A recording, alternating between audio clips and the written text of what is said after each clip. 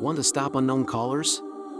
In 60 seconds, I'll show how to block unknown and private numbers on Android. Step 1. Open the phone app on your Android device. Step 2.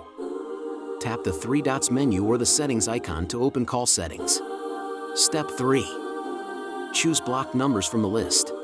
If blocked numbers isn't visible, open settings, then call settings or calls. I'll show short clips for Pixel, Samsung, and generic Android interfaces next. On Pixel phones, find and enable block unknown callers. Toggle it on to block private numbers.